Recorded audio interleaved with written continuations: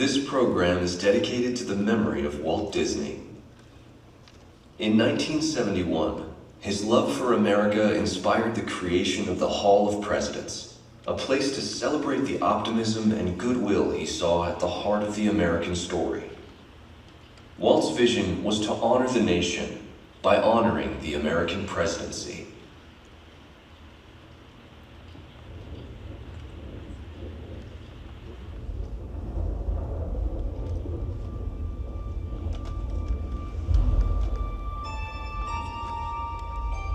It is 1783, and the smoke is clearing in the wake of the Revolutionary War.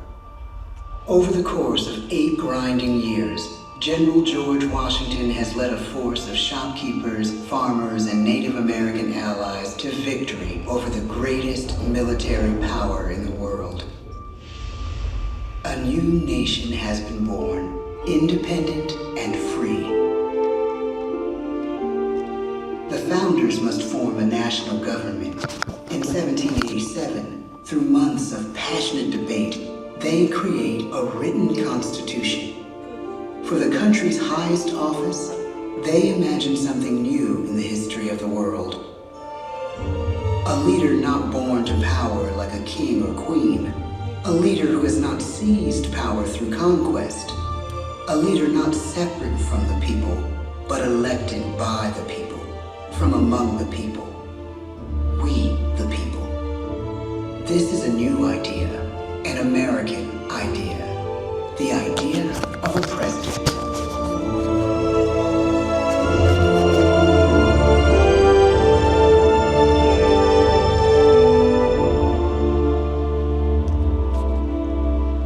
The people don't know exactly what a president will be, but there is little doubt who it will be.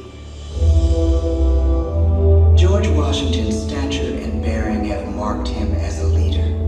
His integrity has made him a great one. Washington knows that many generals who have led successful revolutions make themselves dictators or kings.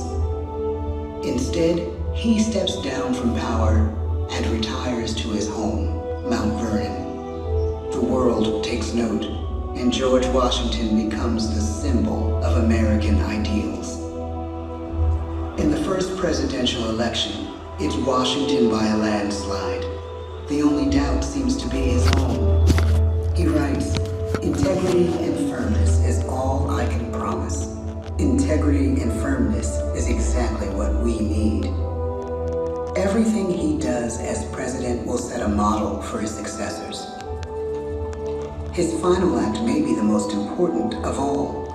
After 2 terms, with no term limit in the Constitution and amid overwhelming support to stay in office, he steps down once again and hands power back to the people. He wants us to speak, to elect a new president. During the early years of the Republic, we choose leaders as different as Thomas Jefferson, John Adams, and Andrew Jackson. Elections are often bitter. Each president stands at that fiery intersection where personal character meets the challenges of the times. Some call the presidency a glorious burden. Jefferson calls it a splendid misery. We, the people, must choose well. We elect 15 presidents before the course of history brings us to the edge of a crisis like no other. A nation born of freedom still permits slavery. As the country pushes west, will new states be slave or free? The question produces bitter conflict. The issue rocks the election of 1860 and brings Abraham Lincoln onto the national stage. Tall, lanky, some say uncouth candidate from Illinois is a master of words at a time when speeches are printed in full for people to read. A house divided against itself cannot stand, he has said. With Lincoln's election, the House does indeed divide. Civil War. 11 states secede from the war becomes a defining passage in the American story. The president's own inner strength and depth of character changed the course of history. Lincoln had come up the hard way on the American frontier, desperately poor, with less than a year of formal schooling. His early years were scarred by tragedy, the death of his mother, his sister, his first love. He struggles with depression, but never loses his determination to rise above it. He once said he's driven by a desire to leave the world a little better place for having lived in it. The war rages. Lincoln fights to preserve the Union and end slavery. Neither is a sure thing. At Gettysburg, Pennsylvania, 6 months after one of the bloodiest battles of the war, the president dedicates a cemetery to the thousands of soldiers who died there, in words we can never forget.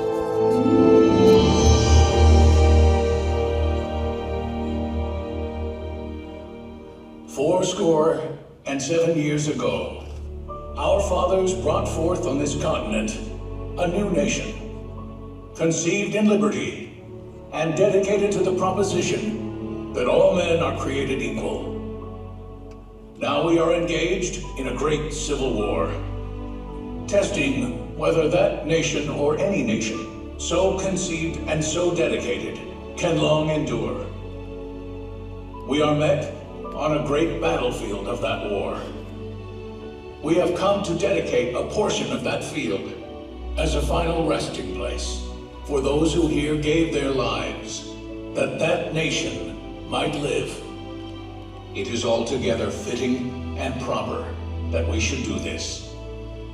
But in a larger sense, we cannot dedicate, we cannot consecrate, we cannot hallow this ground. The brave men, living and dead, who struggled here, have consecrated it far above our poor power to add or detract. The world will little note, nor long remember what we say here, but it can never forget what they did here. It is for us, the living, rather, to be dedicated here to the unfinished work which they who fought here have thus far so nobly advanced. It is rather for us to be here dedicated to the great task remaining before us, that from these honored dead we take increased devotion to that cause for which they gave the last full measure of devotion. That we here highly resolve that these dead shall not have died in vain, that this nation, under God, shall have a new birth of freedom, and the government of the people, by the people, for the people, shall not perish from the earth. The blood of over 500,000 Americans is spilled in this Civil War. President Lincoln's enduring hope is to give true meaning to the sacrifices of so many, to lead us to that new birth of freedom. With the end of the war and the end of slavery, a new birth truly begins. As we roll toward the 20th century, settlers roll west on wagon wheels and railroads connect the nation coast to coast. Millions of immigrants pour in from Europe and Asia. Population doubles, our economy triples, our standing among nations rises. We need presidents who can lead both at home and abroad. At the same time, a young Theodore Roosevelt is retreating from New York politics and personal tragedy, the death of his wife and his mother on the same day in the same house. In the Badlands of North Dakota, he rethinks his life and the life of his country. He returns stronger in body and spirit. His renewed energy is just what his country needs.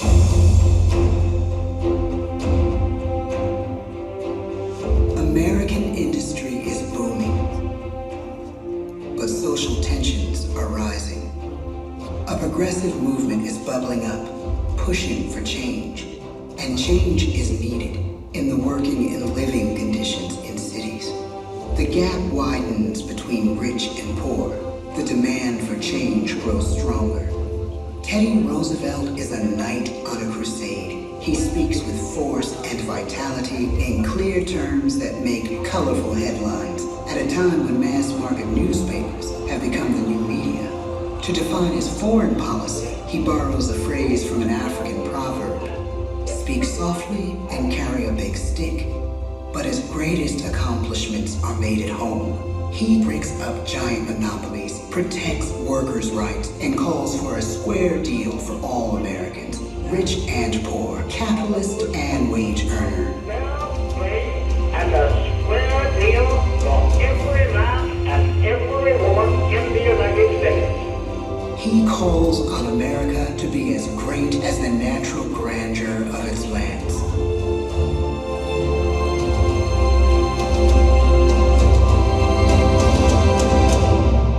Keep your eyes on the stars and your feet on the ground, he tells us. And we do.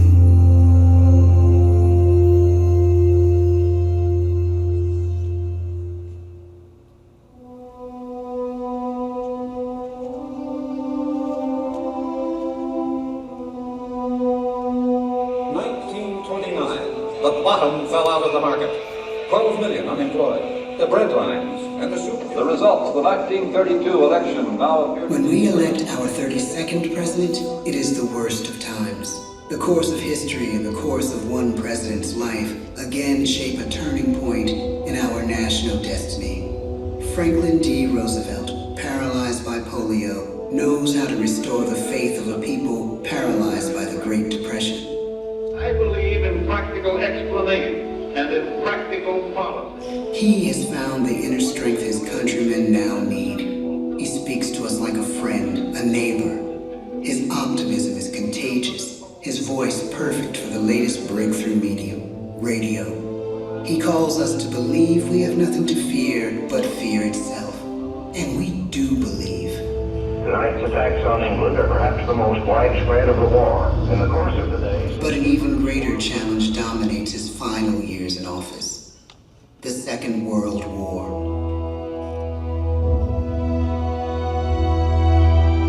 We must be the great arsenal of democracy. This is an emergency as serious as war itself. We stun the world with our production. When bombs fall on U.S. troops in Pearl Harbor, he calls us to fight on the war front and sacrifice on the home front.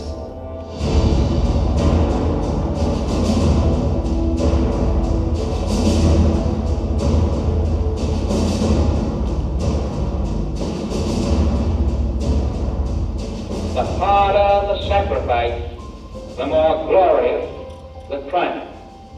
So spoke America in the year 1776. So speak Americans today. The world changes. The country changes. And yet, in one sense, what we need most from our presidents has never changed.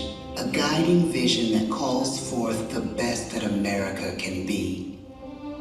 Will outer space be developed for the benefit of all mankind? Or will it become another focus for the arms race? The choice is urgent, and it is ours to make.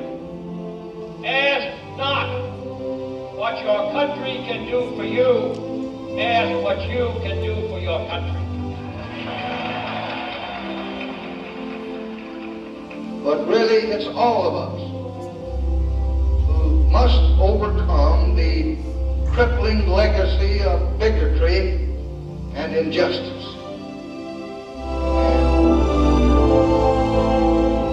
George Washington, John Adams, Thomas Jefferson, James Madison, James Monroe, John Quincy Adams, Andrew Jackson, Martin Van Buren, William Henry Harrison, John Tyler.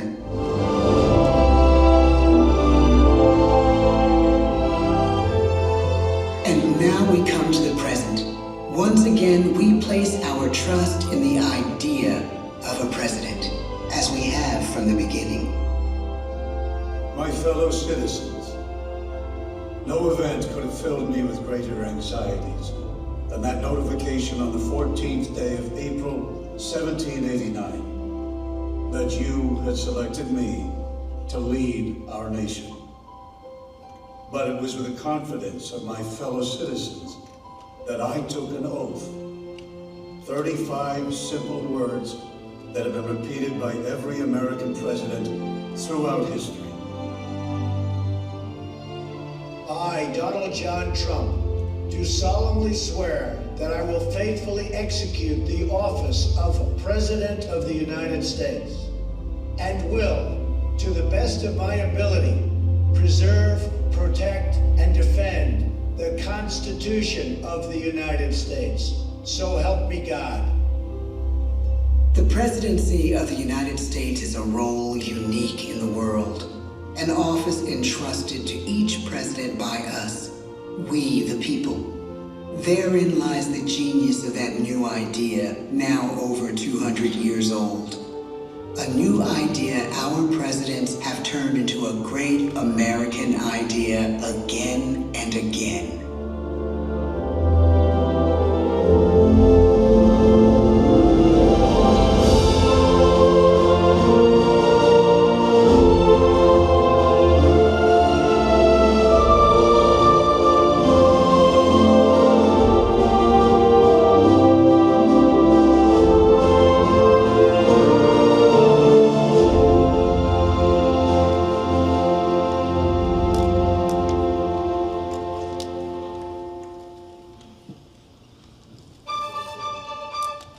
This concludes our presentation.